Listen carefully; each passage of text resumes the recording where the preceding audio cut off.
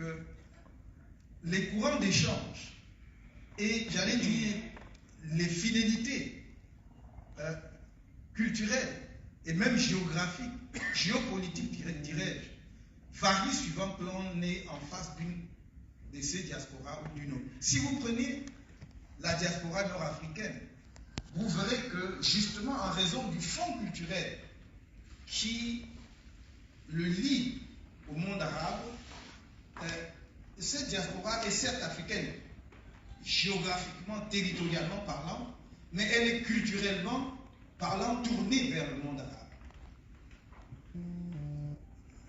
La diaspora subsaharienne, elle est campée.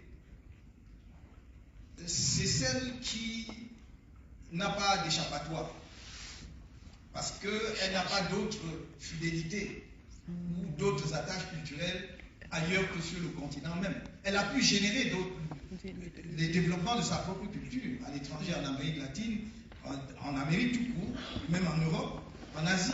Mais étant le berceau de toutes ces cultures, et à vrai dire, et là je ne fais aucune revendication particulière, étant le berceau de l'humanité, les paléontologues nous l'ont dit à suffisance, c'est elle qui a exporté les cultures, c'est pas elle qui a reçu les cultures. Donc, au fond, lorsque on prend toutes ces réalités-là, on est tout à fait fondé à parler des diasporas plutôt que de la diaspora africaine. Cette diversité culturelle est extrêmement importante. Parce qu'au fond, c'est celle qui crée, plus que tout autre, le lien de l'attachement de la diaspora ou des diasporas au continent. C'est ce lien invisible, culturel, spirituel, qui continue, j'allais dire presque nombrilique, qui continue de rattacher précisément les diasporas africaines à leur continent. Il s'agit d'un continent qui est en mouvement, d'un continent de l'avenir. Et là, je ne voudrais pas faire une formulation qui peut apparaître comme simplement incantatoire et qui est l'expression de la force de ma propre conviction quant à l'avenir de mon continent. C'est parce que les données objectives montrent que le continent africain est le continent d'avenir. Et je ne le dis pas parce que je suis devant un auditoire des diasporas africaines. Je le dis parce que toutes les données objectives montrent que, et je reviendrai sur ce point au cours de mon exposé, que pour moi, l'Afrique est le continent d'avenir et que sa renaissance va se mettre en place à partir de la deuxième moitié du XXIe siècle. Nous sommes dans la phase où l'on pose les bases, les jalons. Si vous analysez les phénomènes tels qu'ils se sont passés pour ce qui concerne l'Europe, l'Asie, d'ailleurs, un certain nombre de penseurs croient que pour l'Afrique, il faudra attendre le 22e siècle parce que le 21e siècle est asiatique et que par le fait de la circularité, c'est-à-dire que le développement tourne, c'est parti de l'Europe, maintenant ça touche l'Asie et ça touchera l'Afrique plus tard. Je dis non. En la matière, il n'y a pas de rationalité, tout comme il n'y a pas de ligne droite. C'est l'inventivité de chaque peuple ou de chaque population d'une partie du monde qui accélère ou ralentit son développement. Or, ce que j'observe objectivement, c'est que le mouvement est enclenché en Afrique. Il peut paraître encore désordonné. Et c'est d'ailleurs pourquoi nous sommes là cet après-midi pour en parler ensemble. Il est encore désordonné, il n'est pas encore suffisamment organisé. Mais il est en mouvement, il y a une dynamique qui est à l'œuvre. Et c'est autour de cette dynamique que je voudrais organiser mon propos de cet après-midi. Une dynamique qui se manifeste d'abord à travers le réveil des diasporas africaines. Pour moi, il y a un réveil des diasporas africaines et ce réveil doit être accompagné, entretenu, organisé même, si nous voulons que l'Afrique, effectivement, soit le continent d'avenir, comme je viens de le dire. Ce réveil, et ce sera le deuxième point de mon propos, devra contribuer au réveil de l'Afrique pour que vienne le temps de l'Afrique. Donc, il faut accentuer le réveil de la diaspora parce que le réveil, il est déjà là, je vais le montrer. Il faut que ce réveil s'amplifie pour contribuer au réveil de l'Afrique pour que vienne le temps de l'Afrique. Et le temps de l'Afrique, ce n'est pas maintenant. Ce n'est pas dans les années 2020, 2030. Il faut compter au moins à partir des années 2050. Il ne faut pas sauter les étapes. Et d'ailleurs, nous pouvons l'amorcer à partir de 2050, si nous, vraiment, nous commençons à mettre les bases, les fondements dès à présent. Nous avons pris conscience. Mais la prise de conscience doit être organisée pour poser les jalons, justement, du temps de l'Afrique. Et le réveil se fait comment? J'observe le réveil. Ces manifestations, c'est qu'on est passé, à mon sens, d'une diaspora du cri, c'est-à-dire une diaspora des lamentations des ex-colonisés, à une diaspora à cran. Une diaspora qui redresse l'échine et qui est habitée par un désir d'auto-affirmation. Pendant longtemps, les Africains vivant en Europe ou en Amérique, mais surtout en Europe d'ailleurs, étaient prostrés et passaient leur temps à se lamenter, à rappeler justement les ravages de l'esclavage et de la colonisation, qui certes sont des faits historiques indéniables, qui ont laissé des marques indélébiles, qui ont dévasté notre continent, mais nous ne pouvons pas passer toute notre vie à nous lamenter. Quand on constate un fait, comment est-ce qu'on fait pour surmonter, pour dépasser ce fait? C'est la question qui nous interpelle. Et je suis heureux de voir justement que la diaspora africaine est à cette étape. On n'est plus à l'étape où on pleurnichait, où on se lamentait. On est en train de dire oui, nous avons été esclavagisés pendant 4 siècles. Oui, nous avons connu un siècle ou plus, pour certains un siècle et demi de colonisation. Mais comment on avance? Une fois qu'on s'est posé cette question, croyez-moi, on commence à trouver les réponses. Parce que se poser cette question, c'est se demander pourquoi est-ce que nous avons été esclavagisés? Pourquoi est-ce que nous avons connu la colonisation? Et la réponse dans les deux cas est la même. La même. Une seule et même réponse. Notre faiblesse technologique. Notre faiblesse sur le plan technique.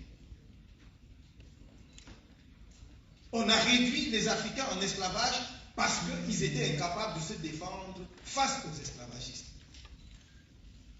Que ce soit l'esclavage du monde européen ou celui du monde arabe. Regardez non seulement les textes, mais également les images. Pendant que les autres avaient ce qu'on appelait à l'époque des arquebuses, c'est-à-dire des fusils qui pouvaient tirer à 5, 10 mètres, nous avions encore des machettes, des lances. Ça a fait la différence. Toutes les batailles qu'on a perdues sur le continent, même pendant la période d'esclavage, c'est parce que nous étions en infériorité technologique. Et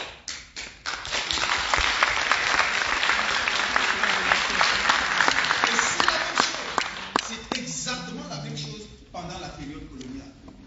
C'était une colonne, c'était des colonnes, quoi, d'une dizaine, vingtaine de soldats européens qui arrivaient à soumettre des contrées entières. Avec quoi? Avec quelques armes. Regardez encore la bataille en Afrique du Sud. Shaka Zulu et d'autres faisant face à des colonnes, à quelques colonnes de l'armée britannique. Il est défait pourquoi? C'était un guerrier terrible, un preux guerrier qui n'avait peur de rien et de personne. Mais face à une arme qui tirait à 15 mètres ou à 10 mètres, ou qui pouvait tirer des rafales alors qu'il n'avait que sa lance, il a pillé des chiens. Donc, une fois que nous nous sommes posé cette question et que nous avons compris la cause de notre asservissement à travers l'histoire, nous devons passer donc à l'étape suivante. Tous les peuples qui ont subi les affres de l'histoire en sortent avec une seule formule. plus jamais cela. Cela ne nous arrivera plus jamais.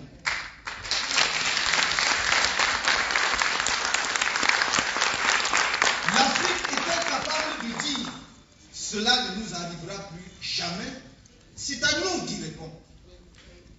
C'est à nous d'y répondre. Et ça ne peut pas être l'incantation.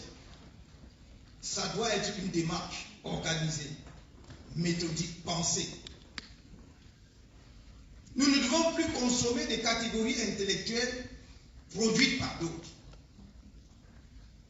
qui nous font lire notre propre histoire et notre propre avenir à partir des concepts produits par eux-mêmes.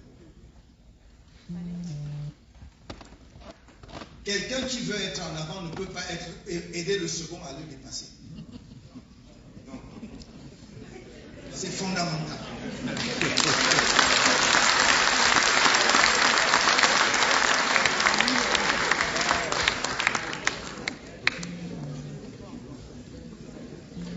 Le deuxième point de cette manifestation, c'est que nous sommes passés d'une diaspora qui était entrée en léthargie, si vous voulez. Une diaspora, je dirais presque de l'indifférence vis-à-vis du continent, à une diaspora d'engagement et de reconquête du continent. C'est formidable. C'est formidable. La diaspora était comme dans une phase effectivement d'indifférence, de somnolence, parce qu'elle était découragée par la réalité du continent. Et on commençait à se dire, à quoi bon? À quoi bon? Pourquoi passer des nuits blanches à réfléchir à un continent qui est désespérant? Il n'y a rien de bon à en tirer. Mieux vaut s'occuper de ce qu'on peut faire pour aider les enfants à avancer. Sauf que, en disant cela, au fond de vous-même, le continent vous manquez cruellement.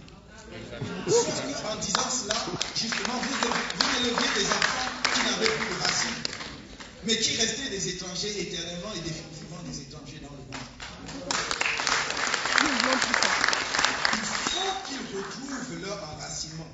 Ils ne seront forts que parce qu'ils ont un enracinement. Du jour où vous aurez, je ne dis même pas toute l'Afrique, mais quelques pays africains forts, quelques pays africains phares, on respectera toutes les personnes de couleur noire à travers le monde.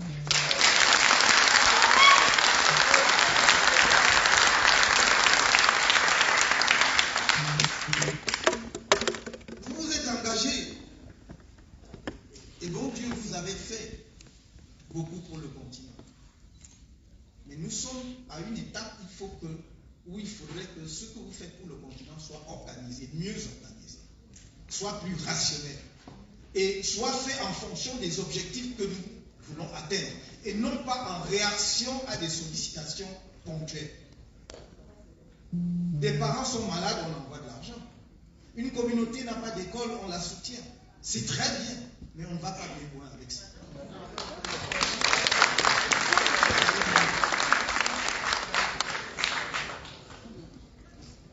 Je voudrais qu'on projette ici la carte numéro 1 à l'écran pour que vous voyez que vous avez contribué énormément en termes de transfert d'argent sur le continent. Ce sont des masses considérables. Mais ce n'est pas ressenti comme tel. L'impact, justement, n'est pas là. Parce que ça n'est pas organisé. Parce que les sommes, les montants que la diaspora a transférés en Afrique auraient pu permettre de réaliser des œuvres spectaculaires, des choses qui font la fierté du continent. Mais ce n'est pas perceptible, parce que c'est dilué dans le courant de transfert. Et c'est pour cela qu'il faut mieux organiser ça.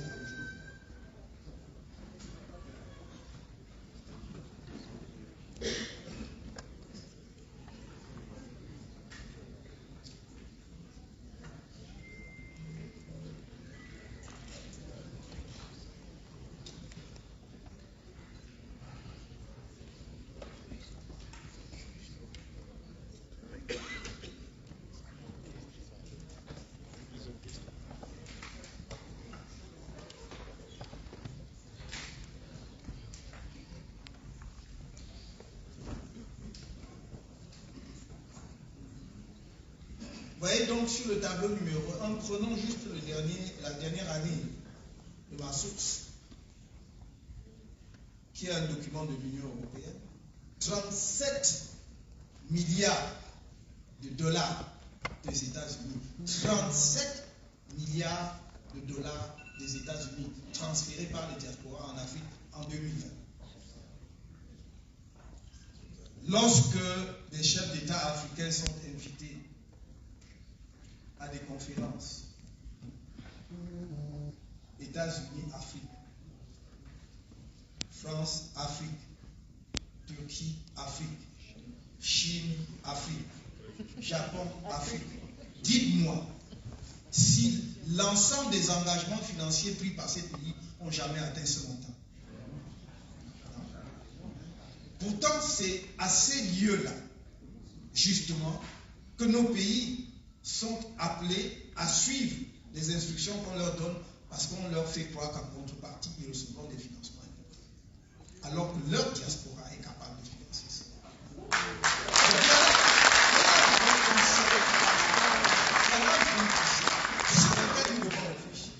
Parce que justement, on passe le temps à faire croire que nous ne sommes pas capables de générer les ressources nécessaires pour notre propre développement. Je ne dis pas qu'il faut se couper du monde, qu'il faut se couper de l'étranger, mais je dis que nous devons avoir la maîtrise de l'orientation et des choix que nous voulons pour notre propre développement. Avec qui, quand et pourquoi. On n'accepte pas une aide parce que l'aide est disponible. On accepte une aide parce qu'elle entre dans le projet que l'on a pour le développement de son pays. Parce qu'une aide peut être aussi toxique.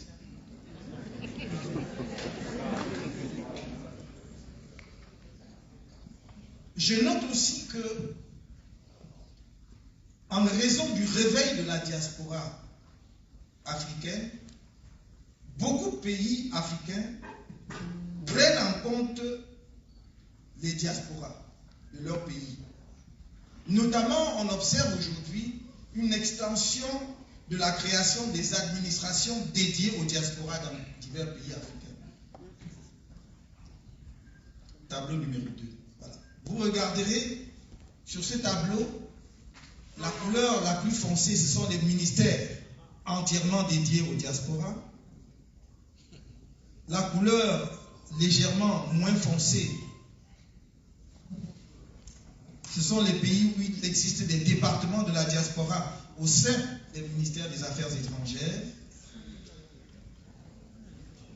Et la couleur plus claire, ce sont des pays où il existe des organes sous-ministériels au sein des ministères s'occupant des diasporas.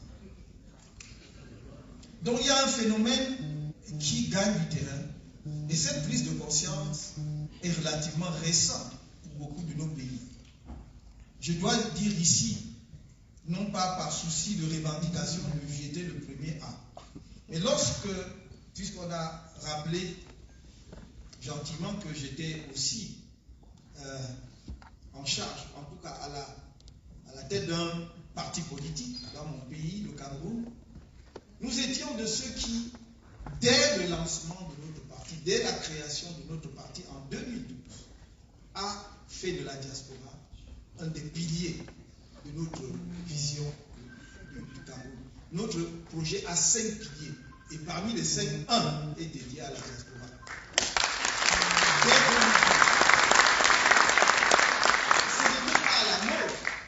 Ce n'était pas à la mode. Très peu nombreux étaient ceux qui connaissaient même l'existence de ce qu'on appelle la diaspora. On savait que oui, il y a des gens qui sont à l'étranger et tout, mais qu'est-ce que c'est? Mais nous, c'était l'expérience historique qui nous l'avait renseigné. Parce que nous observons le monde tel qu'il fonctionne. Je vous ai dit tout à l'heure qu'il n'y a pas un grand pays au monde qui n'ait pas tiré parti de sa diaspora. Il n'en existe pas. Que ce soit celui dans lequel nous sommes aujourd'hui, que ce soit les États-Unis d'Amérique, que ce soit encore plus la Chine et d'autres, leurs diasporas ont été déterminantes dans leur développement ou dans le développement de certaines capacités. Que ce soit par exemple dans le domaine de la sécurité ou de l'équipement militaire, si nous voulons prendre. Hein.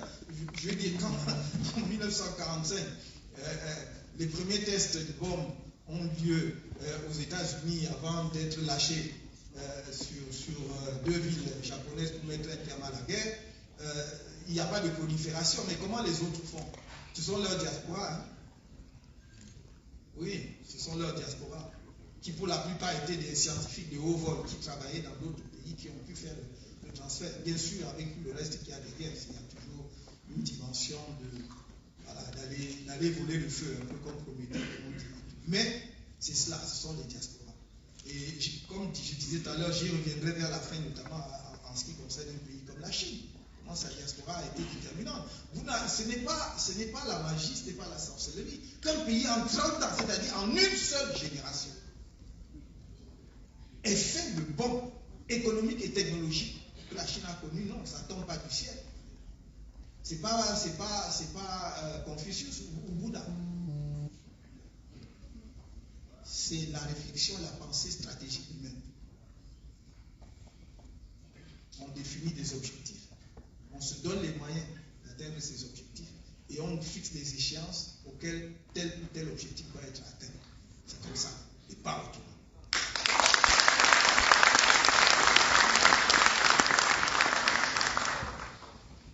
On voit également une attraction de l'intérêt croissant du système international pour la diaspora, pour les diasporas. Comme le montre la mise en place des programmes internationaux de transfert des compétences des diasporas. À cet égard, il existe aujourd'hui des programmes permanents d'attraction des talents. Tenez, par exemple, il existe aujourd'hui ce qu'on appelle des programmes de transfert de capital humain ciblés à court terme, consistant à déployer des expatriés africains, en général sur la base du volontariat. Les plus connus sont le programme TOCTEN, T-O-K-T-E-N, c'est-à-dire Transfer of Knowledge through Expatriate Nationals, mise en œuvre par le programme des Nations Unies pour le développement. Il y a également les initiatives du MIDAS, c'est-à-dire Migration for Development in Africa, et puis le Connecting Diaspora for Development de l'Organisation internationale des migrations.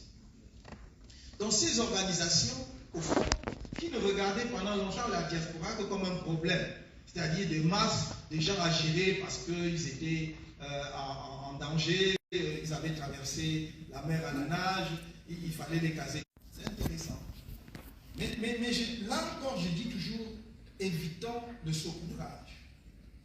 Parce que le saupoudrage ne laisse pas de traces. Concentrons-nous, vous pouvez dire, si vous choisissez cette approche-là, de dire, nous sommes un groupe de ressortissants, enfin de la diaspora ressortissant de tel pays.